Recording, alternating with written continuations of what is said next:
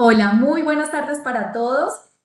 Para los que nos escuchan desde Perú, desde Colombia, bueno, en este momento son las 5 y 6 minutos y queremos también darle la bienvenida a las personas que nos acompañan desde Chile y desde Brasil. Buenas noches para ellos, ya que allí son las 7 y 6 minutos de la noche. Bueno, tenemos el gusto de darles la bienvenida nuevamente a este espacio académico Diagnosis, un espacio renovado para que todos nosotros y todos los expertos en el área de la salud puedan debatir, analizar y opinar sobre todo lo que pasa en la actualidad médica. Me presento, mi nombre es Carolina Gómez, yo soy la coordinadora médica de educación para Clínica del Country, Clínica La Colina, y realmente para mí es un orgullo poder darle continuidad a este espacio en donde hay una reunión de varios especialistas para compartir, para debatir, para transferir conocimiento y sobre todo para estrechar los lazos entre los diferentes países. Hoy tenemos un grupo selecto de panelistas que nos acompañan desde el área de cuidado intensivo, de cardiología. Tenemos invitados especiales de Chile, de Perú, y realmente para nosotros es un espacio que deseamos transferir conocimiento, deseamos que las experiencias que tienen los diferentes especialistas de los países hermanos desde Chile, desde Perú, puedan aportarnos para nuestra experiencia clínica. Entonces, sin más preámbulo, le quiero dar la bienvenida al doctor Alejandro Ramos, que es el director médico de Clínica del Country, Clínica La Colina, y también es el jefe de neurociencias, quien nos dará las palabras de bienvenida. Adelante, doctor Ramos. Gracias, doctora Carolina. En primera instancia, darles a todo y cada uno de ustedes la bienvenida a esta segunda edición de Diagnosis. Realmente Diagnosis es ese espacio, que es un espacio fraternal, un espacio eh, únicamente académico, donde nosotros queremos estrechar esos lazos que tenemos, no solo desde el punto de vista administrativo, sino que también podemos afianzar y profundizar desde el punto de vista médico. Para nosotros es absolutamente importante conocer realmente qué institución, cómo son las instituciones, cómo están funcionando en Chile, qué está pasando en Brasil, qué está pasando en Perú, porque nosotros estamos seguros que hay muchas cosas que nosotros tenemos para aprender, hay muchos procedimientos que nosotros tenemos para valorar y determinar su aplicabilidad en nuestra institución. Hay muchos procedimientos que nosotros pensamos que podemos también mostrar y conocimientos que pensamos que también podemos compartir.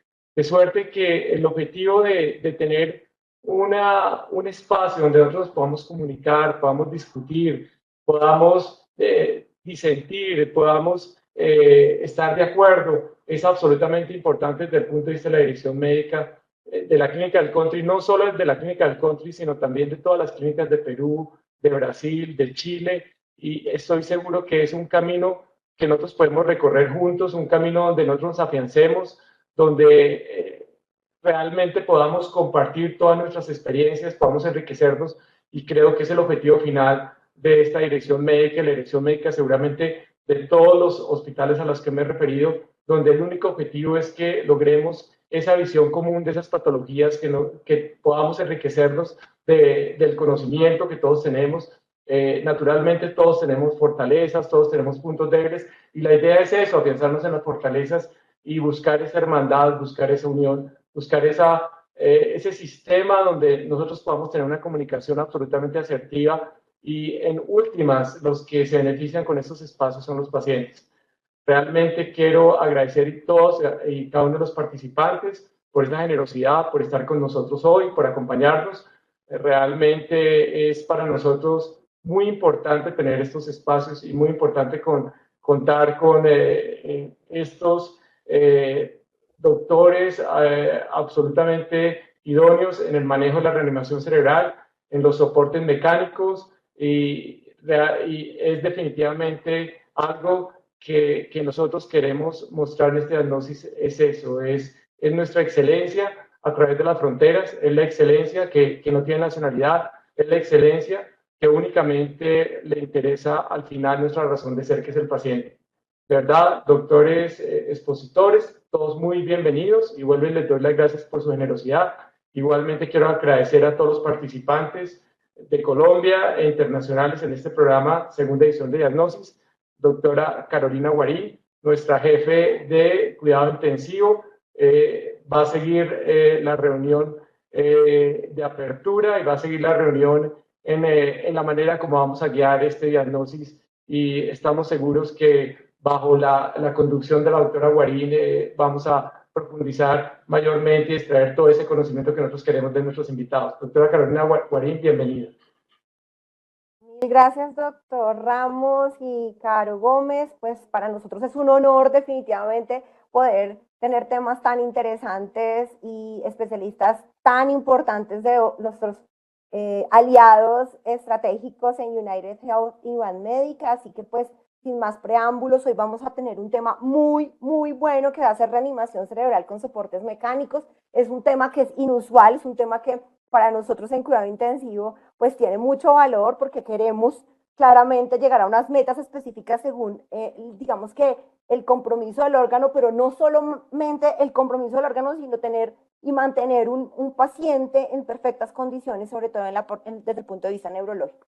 Así que pues hoy tenemos invitadísimos espectaculares. Desde Chile llega el doctor Aníbal Zamora, que es médico internista y cardiólogo, médico jefe de la unidad de paciente crítico cardiovascular de la Clínica Santa María y es presidente del Departamento Intensivo Cardiovascular de Sochicar.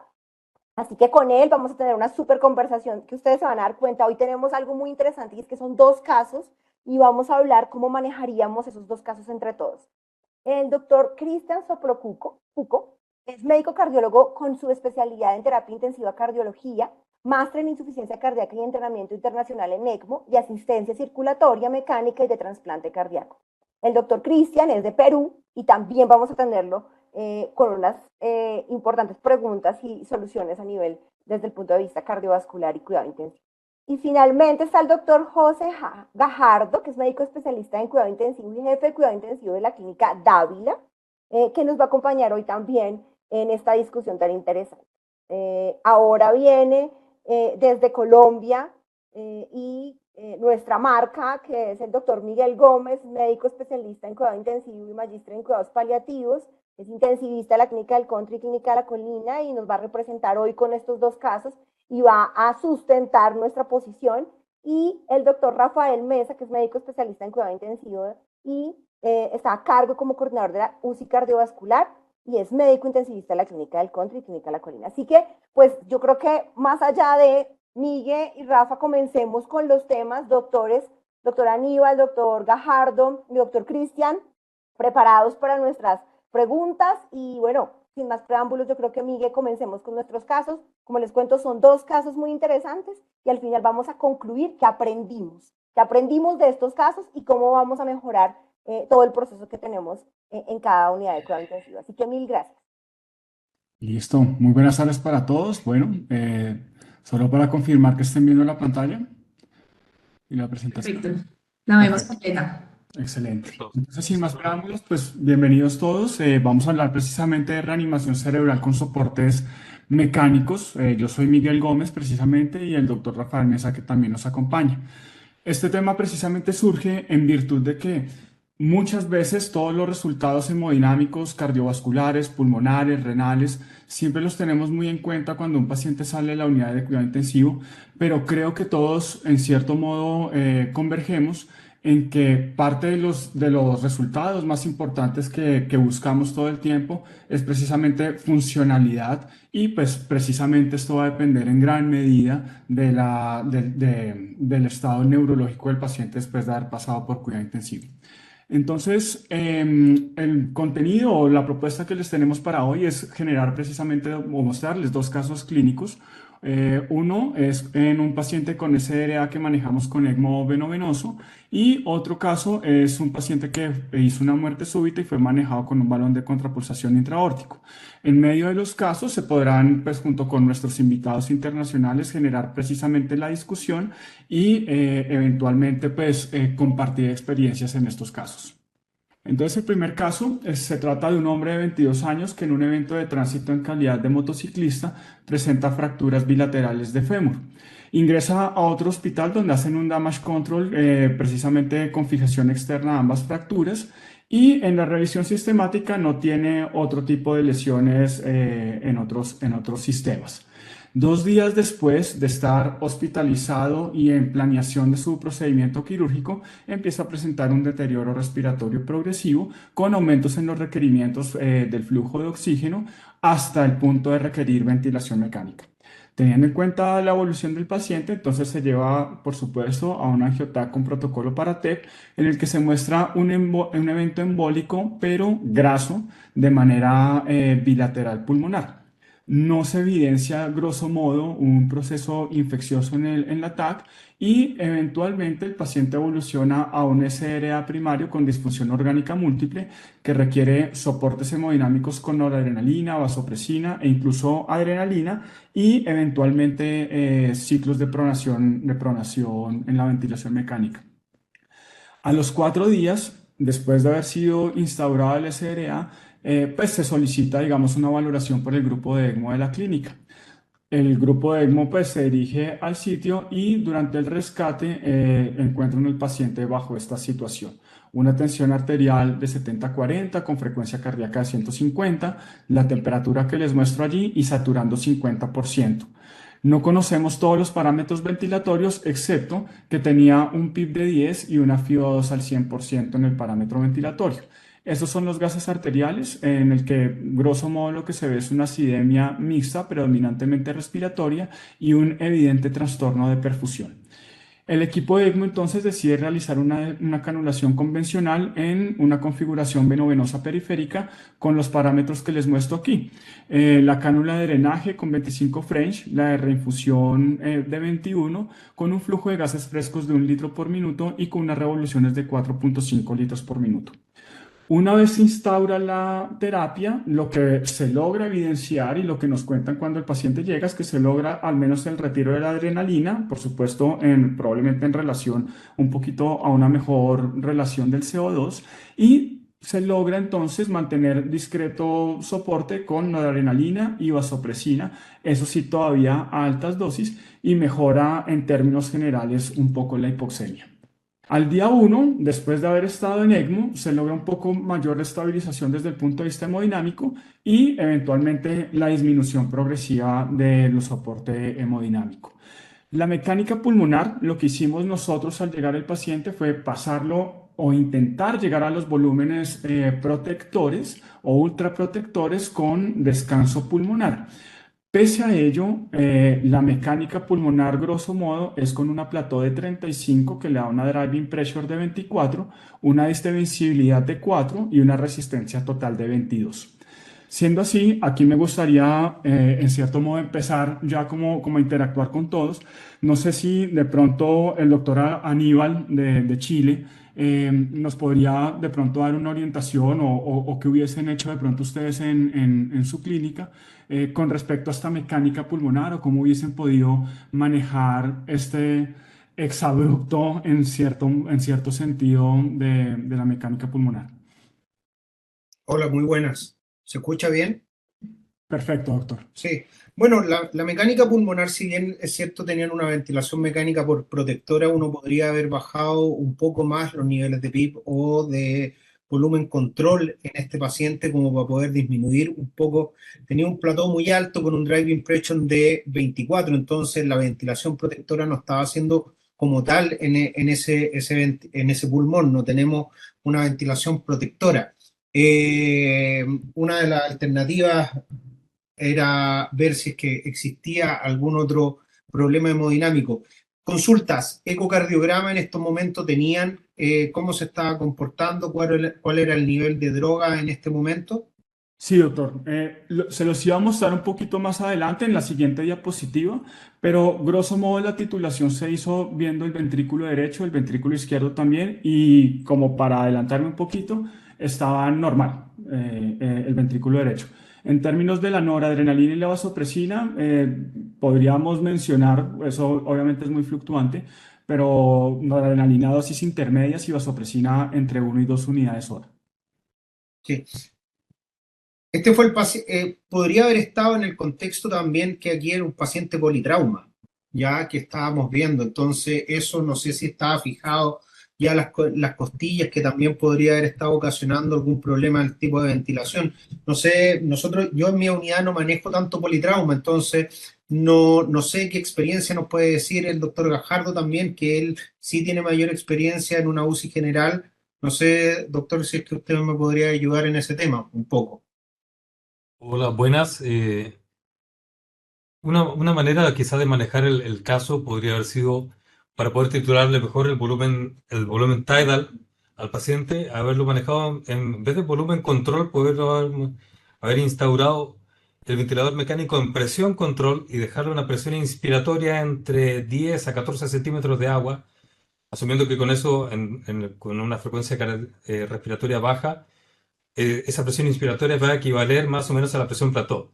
Entonces, si uno le deja 14 centímetros de agua, ve más o menos el volumen tidal que genera y podríamos haberlo dejado mucho más protector al paciente. Con respecto a la PIP, uno podría haber especulado que le hubiese gustado tenerlo con un poco más de PIP al paciente, como para poder fijar si es que tenía trauma torácico con tórax volante, uno de partida dejas 6 a 8 centímetros de PIP en el inicio. Y la manera por la cual uno podría haber regulado es que, si bien es cierto, deja más PIB, para disminuir la driving pressure, haberlo manejado con presión inspiratoria en presión control y así, capaz que incluso podría haber sido que tuviera 80 ml de volumen corriente, solamente de volumen tidal, el paciente. Eso podría Sí. aportar.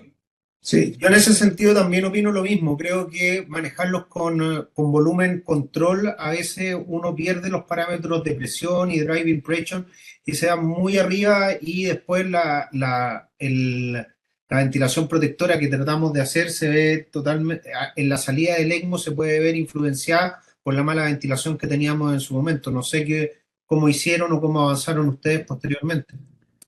Perfecto.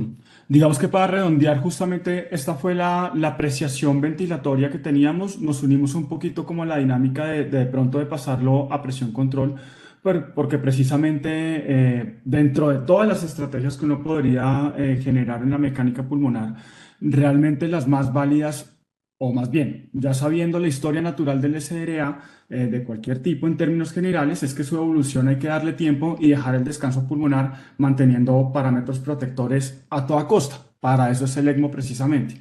Entonces, les voy a mostrar un poquito qué fue lo que hicimos nosotros para tratar de mejorar ello. Nosotros Oye, un estamos haciendo lo que segundo. se llama... Sí, Antes de pasar a lo que hicimos, me gustaría que contestáramos esta pregunta que es muy interesante del doctor Daniel y es, si llegábamos a los parámetros protectores de driving pressure y Prato, ¿qué pasaba entonces con la oxigenación y la ventilación del paciente? Y no sé si le damos la oportunidad al doctor Cristian de hablar sobre esta pregunta y qué haríamos nosotros y ya seguimos con tu parte. ¿Te claro parece? que sí, claro que sí. Buenas tardes con todos. Sí, referente a lo que se comenta en relación a este caso, pues definitivamente quisiera hacer un comentario, de repente un poquito hacia atrás, básicamente por el compromiso hemodinámico que tiene el paciente en las condiciones de una falla respiratoria, ¿no? Asumo y considero de que es importante resaltar de que a la hora de decidir la implantación del ECMO en este tipo de casos con un gran compromiso hemodinámico, la ecocardiografía es un parámetro que uno tiene que tener en cuenta, ¿no? Porque si bien es cierto, en la falla respiratoria es probablemente lo que resalta, no hay que olvidar de que el compromiso circulatorio o cardiológico por la ventilación o por el mismo hecho de el deterioro general puede asumir que hay un deterioro en la función cardíaca. Entonces, y eso básicamente para la decisión de tomar entre el implante de un ECMO veno-venoso o veno-arterial, que también en ocasiones es necesario hacer siempre y cuando hay un compromiso hemodinámico. Y lo decía básicamente por el soporte triple, ¿no? De vasopresores, noradrenalina, vasopresina y adrenalina. Entonces, según la evolución, aparentemente el compromiso cardíaco no era el principal, sino era básicamente el trastorno oxigenatorio y la acidosis, básicamente lo que generó y el eso que haya podido ir disminuyendo progresivamente, ¿no? En relación a lo de la ventilación, definitivamente, como estamos ya en soporte en ECMO, definitivamente nosotros tratamos de llegar a la ventilación protectiva, ¿no? Y eso implica llegar a una presión plató adecuada. Concuerdo con la opinión del doctor, quizás de repente hubiera sido, o lo hubiéramos hecho con un PIB incrementado, tratando de disminuir la driving pressure, e inclusive con ventilaciones muy pequeñas o volúmenes corrientes muy pequeñas, ¿no? Hemos tenido nosotros alguna experiencia en relación al manejo de AR severo, casi con compromiso o hepatización de todos los pulmones, en los cuales hemos tenido la necesidad de llegar a esta ventilación protectiva, incluso con volúmenes tidals bastante bajos, ¿no? Por ahí también hay algunos reportes, algunos casos exclusivos o específicos en relación a casi tener un paciente sin ventilación o anéustica, ¿no? En donde se da tiempo, se da el soporte. La ventaja es que tenemos es que estamos en soporte con ECMO y que eso nos permite poder tratar en la medida de lo posible llegar a parámetros protectivos, ¿no? Que finalmente eso es lo que vamos a ver, o el resultado de ello es lo que vamos a ver cuando el paciente ya está dejando el soporte. En relación a la oxigenación, quizás si es necesario bajar estos parámetros, definitivamente tienen buenas cánulas, ¿no? Unas cánulas un poco más, bastante adecuadas como las que nosotros usamos, en las cuales se puede ver que incluso puede manejar flujos mucho más altos y de ser necesario mejorar la oxigenación y por ahí también el barrido del CO2, ¿no? Entonces creo que eso se hubiera intentado o de repente es una buena opción, ¿no? Gracias. Mil gracias, doctor. Sí, totalmente de acuerdo. Creo que en esto convergemos y nosotros digamos que en ese sentido hacemos, creo que lo mismo de lo que estamos mencionando. Tenemos algunas peculiaridades en ese sentido y uniéndonos un poquito a los textos del doctor Luquen y del grupo de Brocard en Canadá, lo que hacemos es inicialmente hallar el punto de apertura crítico. Basado en la maniobra de flujo con 5, frecuencia respiratoria de 5, con PIB de 5 y mirar en qué punto estamos precisamente abriendo el baby lung nada más, sin generar apertura necesaria o más bien sin generar sobredistensión del baby lung y aislando en cierto modo todas esas áreas de transición que están potencialmente reclutables y aislando un poco las que ya no son reclutables. Para eso entonces hacemos la maniobra de distensibilidad o de insuflación reclutamiento, que en este caso nos dio 1.2. Lo que indica en términos generales es que el paciente probablemente va a responder al aumento del PIB. Hicimos además de eso, aprovechando que teníamos unas frecuencias respiratorias muy bajas, el cálculo de las constantes de tiempo Doctor, respiratorias. Consulta, si Sí, señor. tenían al paciente en asistencia con ECMO, ¿cuál es la finalidad en este momento en que estamos buscando reposo pulmonar, estar haciendo pruebas de distensibilidad cuando lo que queremos es que el paciente repose ya y sabiendo que estas pruebas de distensibilidad o de buscar el mejor PIB, etcétera, etcétera, pueden producir un daño pulmonar en los pacientes? Lo pregunto porque generalmente nosotros en esta situación, nosotros o viendo que el paciente va de salida ya tratamos de ser, como dice el doctor Cristian, lo más protectivo posible. A mí, los pacientes que me tocó en ECMO, 70 días en ECMO, hubo meses en que no los tocamos porque tenía un pulmón prácticamente hepatizado con 80, 100 cc de volumen corriente. Entonces mi pregunta es ¿por qué ir a buscar estos parámetros que son más parámetros que nosotros vamos a buscar cuando estamos solamente con el ventilador mecánico? Apertura. De acuerdo.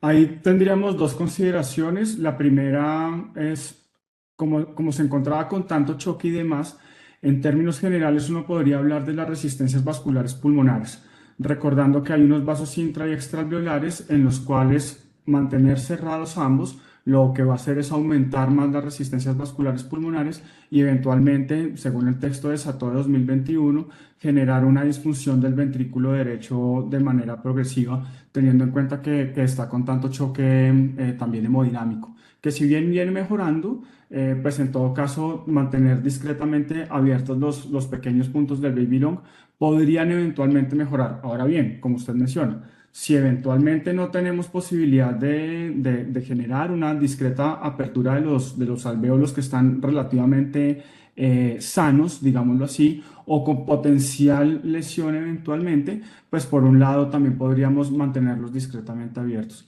Y el segundo, pues es para tratar de evitar eventualmente el atelectrauma. Y así, pues cuando precisamente empecemos a salir del ECMO, no tener que abrir abruptamente los alvéolos, que pues eventualmente va a generar pues strain razors y eventualmente dañar el strain. Esa era como la consideración inicial en ese sentido para buscar eventualmente eso. Pero por supuesto, como usted lo menciona, doctor, lo que hicimos ahí precisamente fue bajar el volumen corriente incluso a un cc por kilo, permitiéndonos así, ya viendo cómo nos daba el índice de distensibilidad de reclutamiento, aumentar discretamente el PIB, generar unas frecuencias respiratorias mucho más bajas con unas constantes de tiempo que ahí se ve que requieren mucho tiempo para la apertura, lentamente, y hacerlo obviamente basados en la función del ventrículo derecho.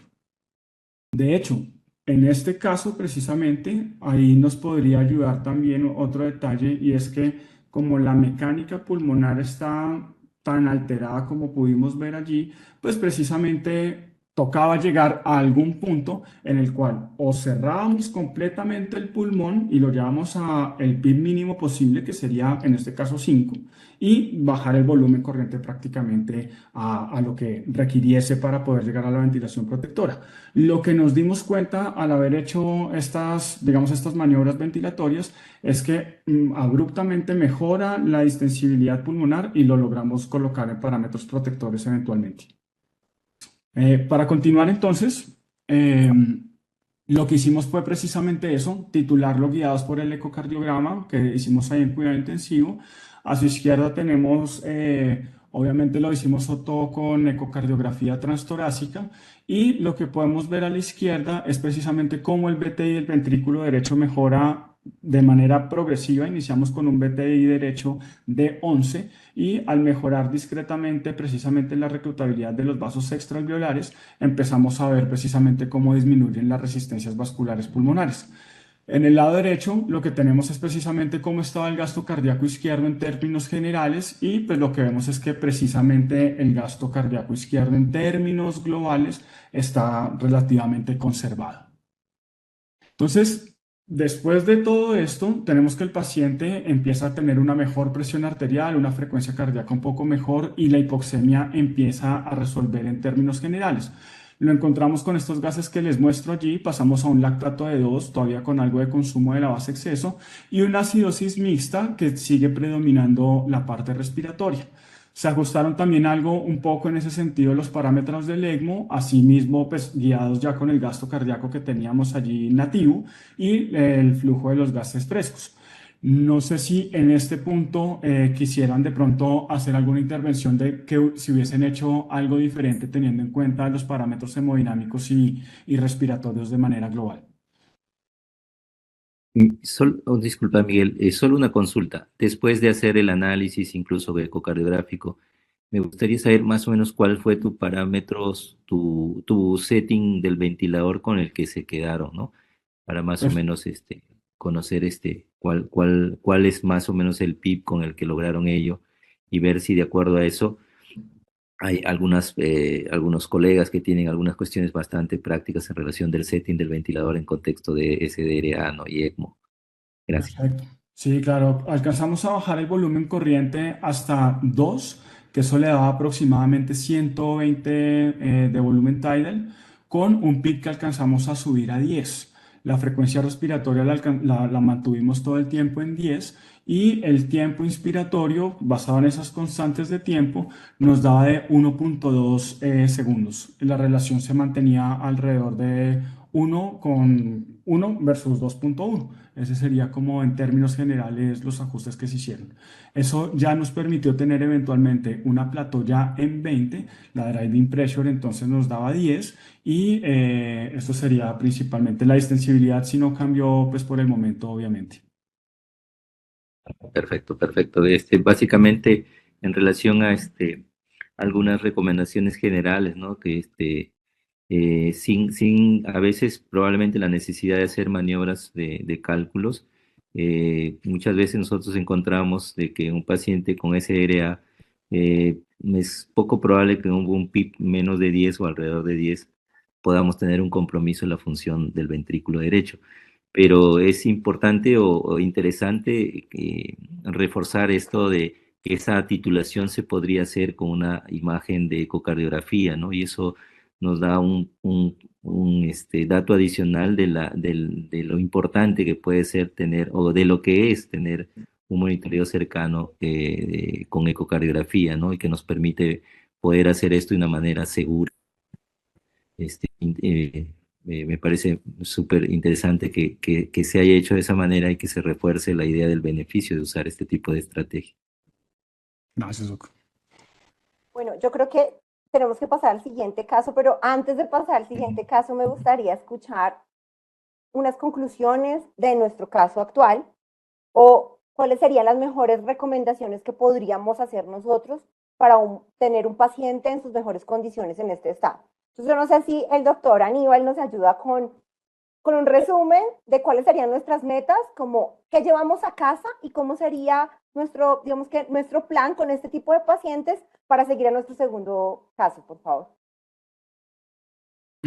De mi parte, doctora, principalmente, lo primero, la llegada de la asistencia circulatoria, en este caso para apoyar la falla respiratoria, ojalá tiene que ser en tiempos lo más cortos posibles para evitar el daño pulmonar producido por la ventilación mecánica.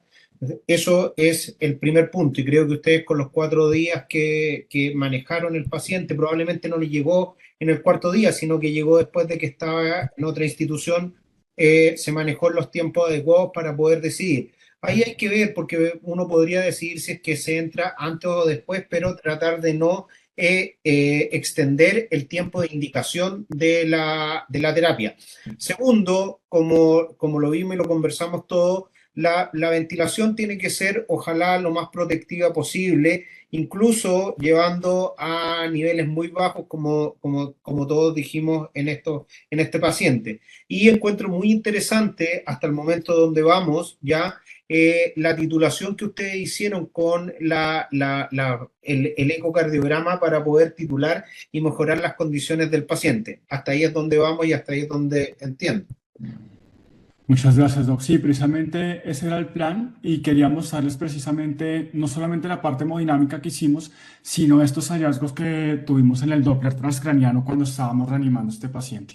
Aquí lo que vemos en términos generales es que un paciente con presión en términos generales normal, con unos parámetros en los gases arteriales que parecieran ser aceptables para un paciente que apenas está saliendo de todo este dilema respiratorio y hemodinámico. Y lo que encontramos en el Doppler es precisamente un patrón de hiperflujo cerebral. Aquí estamos a nivel de la arteria cerebral media en su porción M1. Miremos que la velocidad media precisamente es alrededor de 172 centímetros por segundo sin vasoespasmo.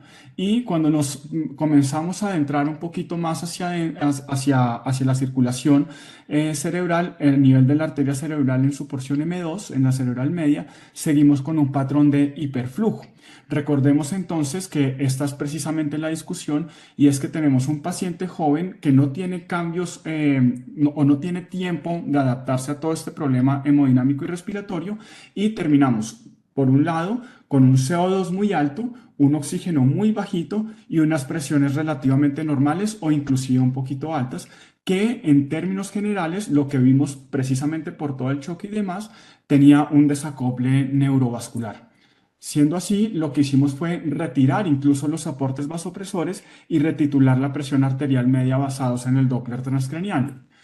Como para grosso modo mostrarles, recordemos que la curva de autorregulación cerebral pues, se basa precisamente en moverse entre el límite superior y el límite inferior de la autorregulación en posición de mantener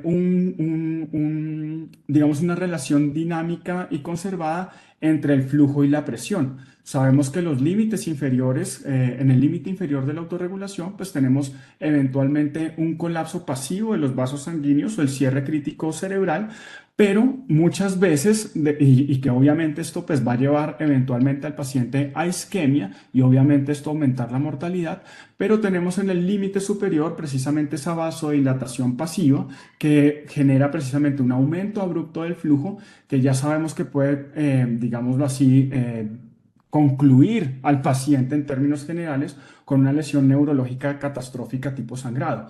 pero recordemos que afortunadamente lo alcanzamos a evidenciar en el paciente y creo que si seguíamos por el mismo camino, lo que íbamos a terminar era produciendo un sangrado en el paciente sumado a todas las dinámicas adicionales sistémicas que tenía, como la hemólisis, la anticoagulación del ECMO y demás. Lo que hicimos entonces, o más bien lo que puede llegar a suceder eventualmente, es que se genere un mecanismo de hipoxia cerebral por disperfusión. Lo que va a terminar es pasando muy rápido la sangre a través de la neurona no alcanza a absorber el oxígeno y termina también con efectos deleterios neurológicos.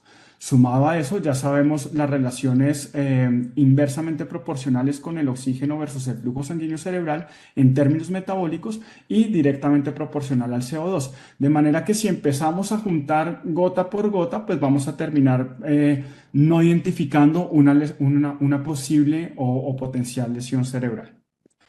Solamente como para recordar lo que el doctor Sigurd Andersen nos explicó precisamente sobre los tipos de hipoxia de manera sistémica y nuestro paciente creo que se encontraba en un altísimo riesgo de generar una hipoxia de tipo cortocircuito, tanto por el gasto cardíaco elevado, el CO2 elevado y la hipoxemia que acabamos de demostrar.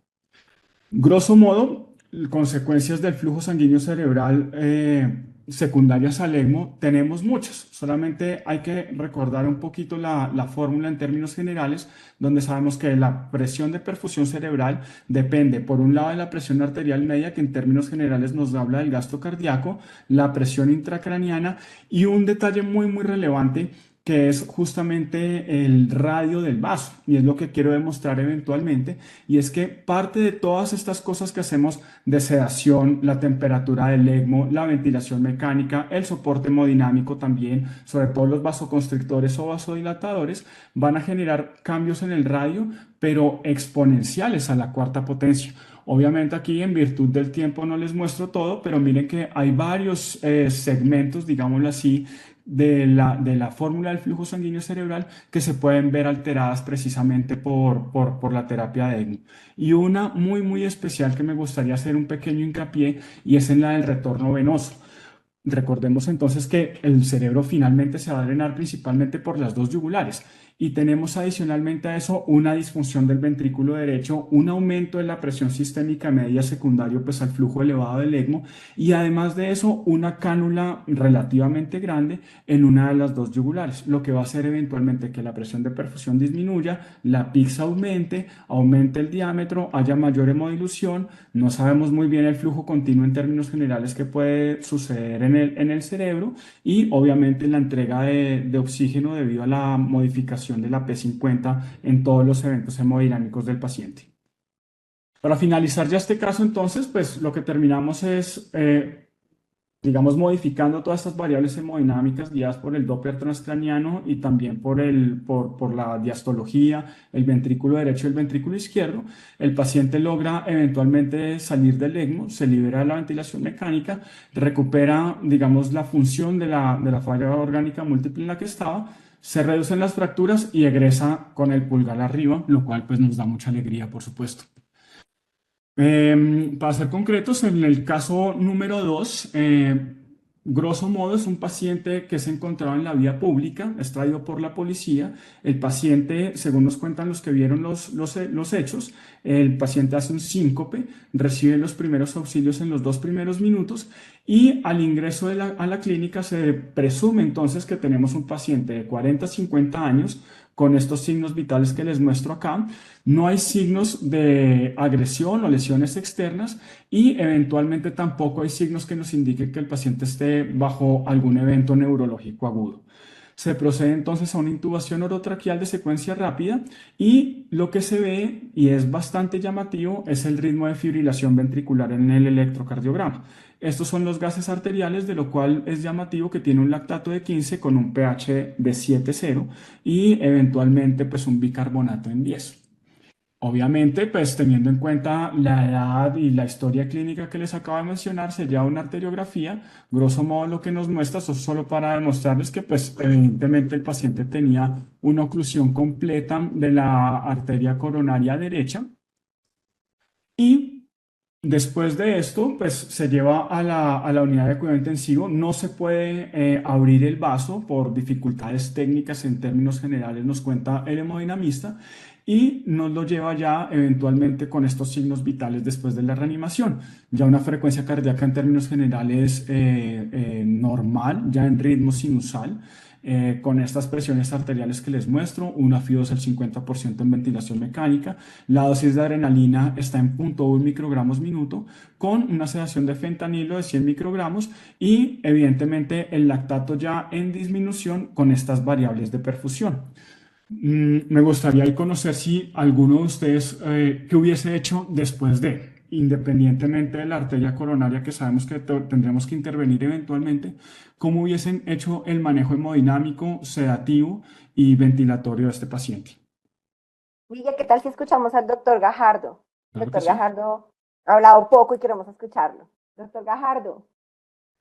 La verdad es que después de que tiene una muerte súbita el paciente y sale de la fibrilación ventricular y uno ya sabe que es un paciente cardiológico, me gustaría saber en qué condiciones quedó la función ventricular. ¿Tenemos ecocardiograma de ese momento? Sí, doctor, pues digamos que esa es la sorpresita adicional, pero pues en términos generales tenía un gasto cardíaco medido por BTI y diámetro pues de apertura del tracto de salida, me daba 7.2 de gasto cardíaco. 2 litros. Sí, señor.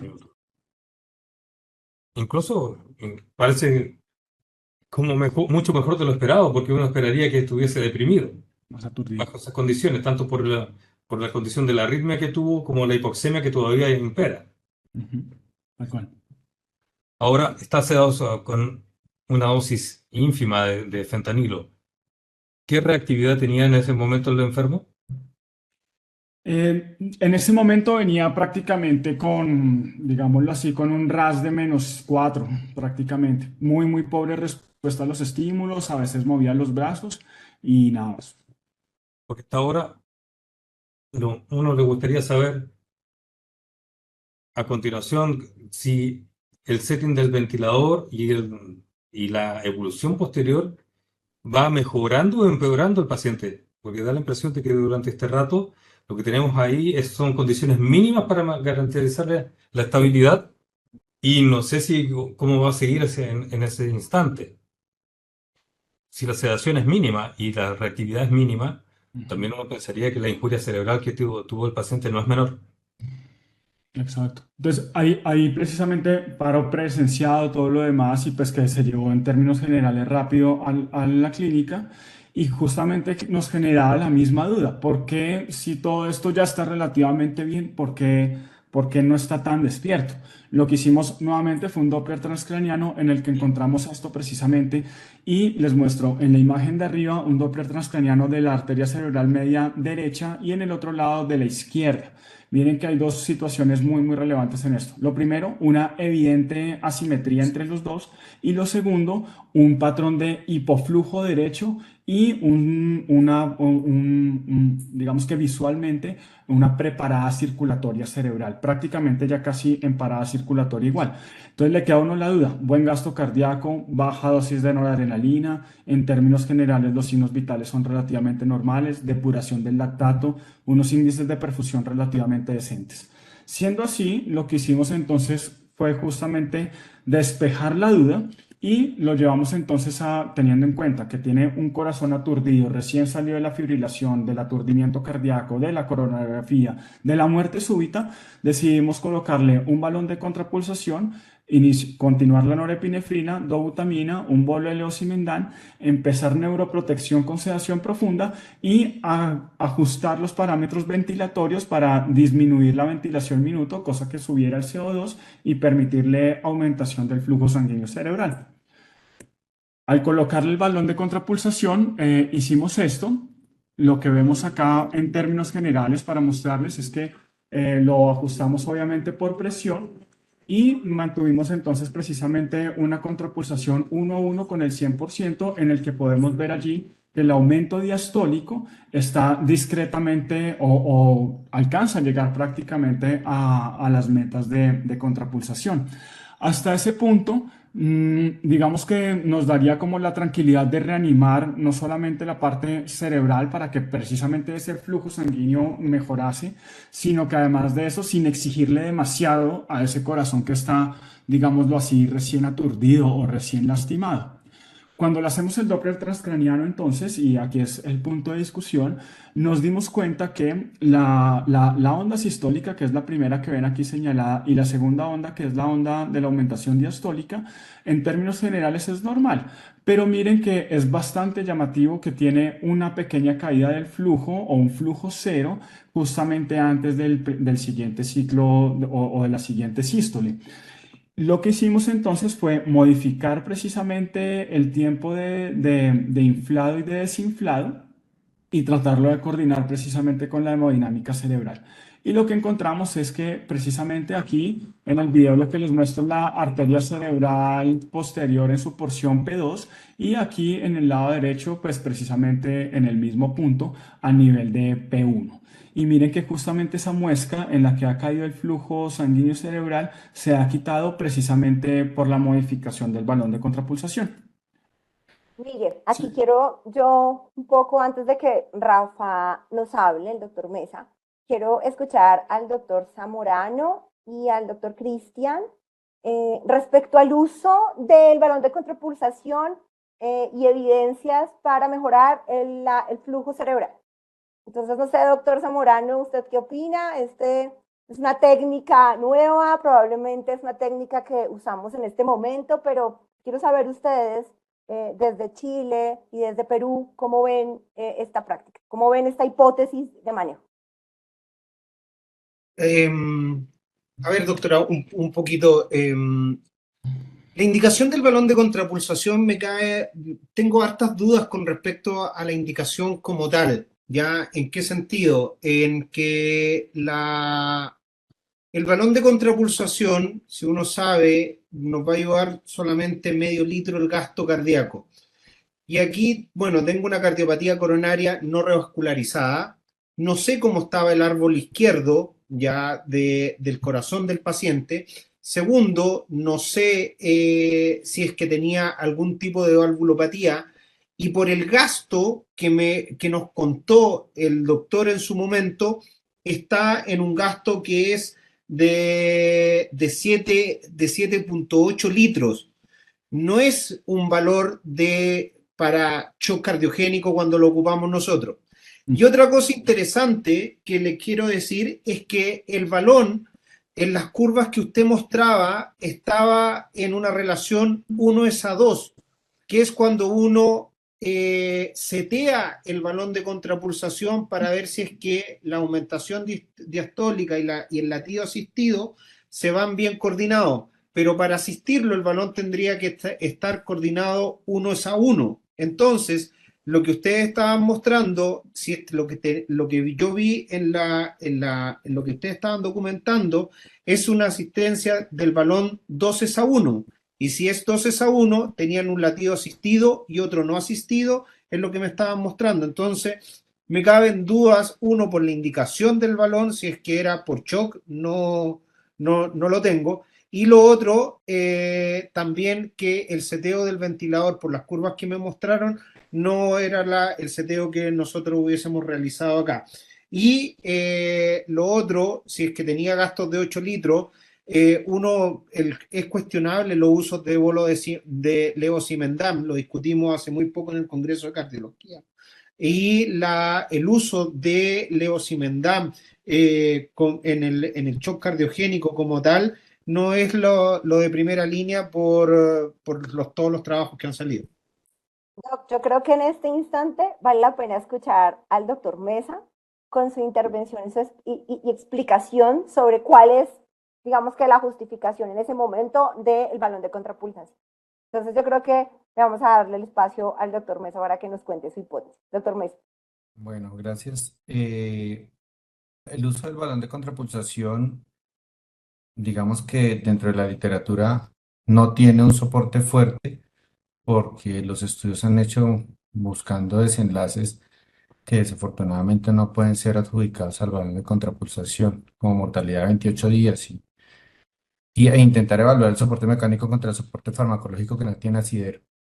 El uso del balón de contrapulsación lo hemos traído y lo usamos de forma habitual en nuestra unidad de cuidado intensivo, en tanto los beneficios fisiológicos que él tiene, como el mayor tiempo diastólico y mayor tiempo de aporte de oxígeno respecto a la fase sistólica de consumo de oxígeno, y por supuesto, respecto a ese 0.5 litros de gasto adicional, que en 1440 minutos significa un aporte significativo en 24 horas de flujo sanguíneo a un órgano aturdido, como en este caso evidentemente está este cerebro. La pérdida de la regulación cerebral habla del sufrimiento grave del cerebro, en tanto que no es capaz de manejar su flujo sanguíneo cerebral, y por eso estamos haciendo mediciones continuas en la unidad de cuidado intensivo con Doppler transcraneal para poder titular los soportes. Y en este caso, el uso del balón de contrapulsación no se dio buscando mejorar el gasto cardíaco, sino garantizar esa fase diastólica donde la autorregulación cerebral estaba perdida, donde necesitamos garantizar un flujo sanguíneo cerebral para que el cerebro pudiera recuperarse. Y pues de hecho así se dio en este paciente, que en las variables clínicas y hemodinámicas de ingreso a la unidad tenía una fase de choque cerebral. Entonces, esto fue el objetivo de utilizar el balón de contrapulsación y haber ganado a flujo sanguíneo y aporte sanguíneo dirigido a reanimación cerebral puntualmente.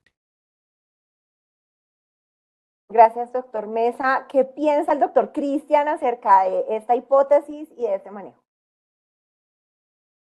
Sí, bueno, en realidad yo quería hacer también una pregunta adicional, ¿no? Si bien es cierto, entiendo ahora que el objetivo básicamente no era la utilización del balón de contrapulsación como parte del shock, ¿no? O sea, porque es un paciente que ha hecho parada, hace compromiso neurológico, o sea, lo cual habla de una secuela neurológica y con recuperación de circulación espontánea. Entonces, este paciente entra en el cuidado crítico de la posparada, ¿no?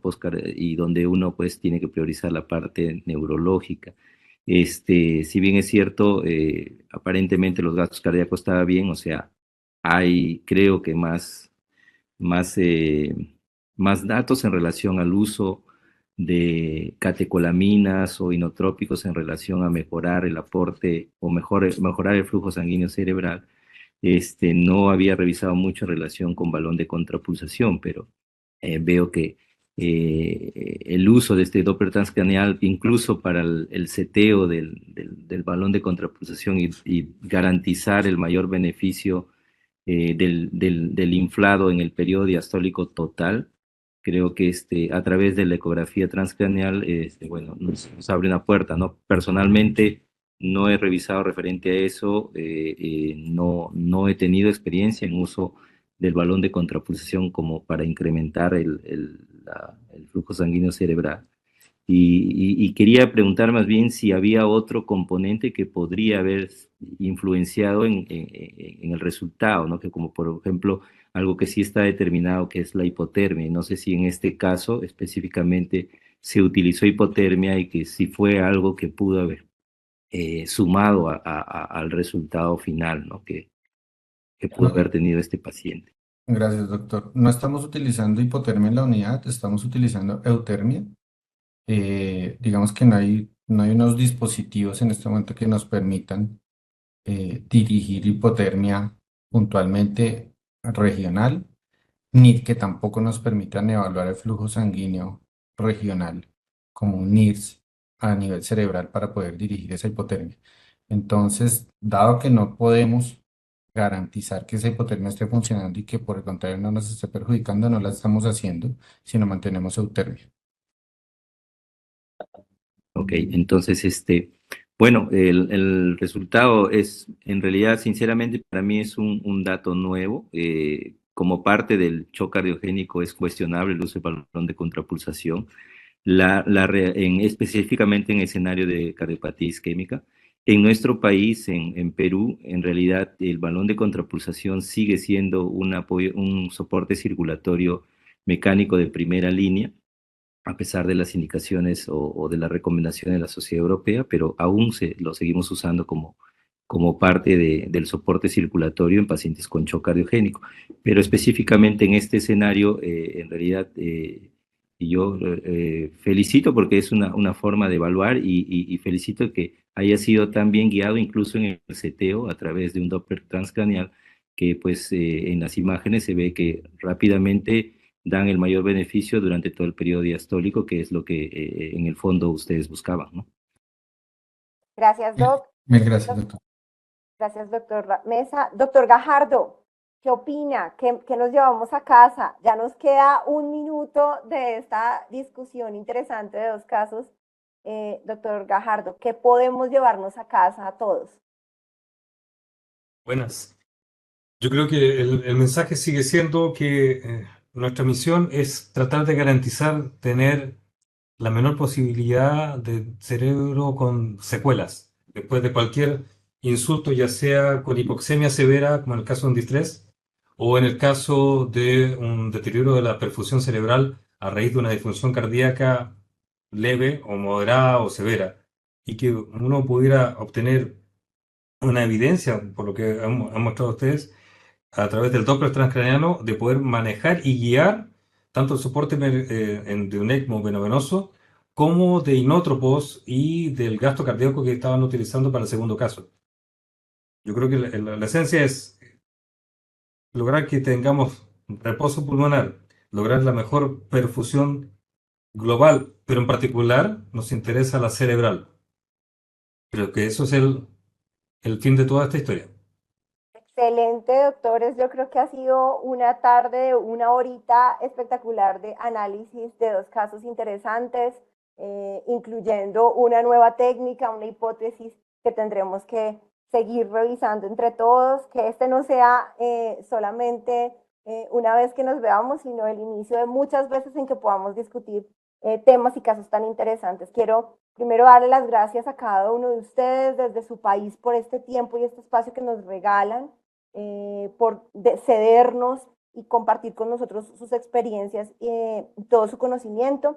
Al doctor Miguel, al doctor Rafael por sus casos, al doctor Alejandro Ramos por su apoyo, a Carolina Gómez por todo el cariño y siempre su apoyo, pero definitivamente al doctor Cristian, al doctor Gajardo, y al doctor Aníbal Zamorano. Un abrazo gigante desde Colombia. Esperamos poder hacer otra sesión de diagnosis muy interesante como esta y seguir discutiendo temas tan importantes para todos para generar al final unas conclusiones como las que estamos viendo. Así que mil gracias a todos por estar y nos vemos en el próximo diagnosis el otro año, porque este año vamos a descansar. Feliz Navidad y feliz año a todos. Un abrazo gigante. Que estén muy bien. Muchas gracias por la invitación. Gracias. Hasta luego. Gracias a ustedes, doctor. No. Chao, chao, gracias. Gracias, buenas noches.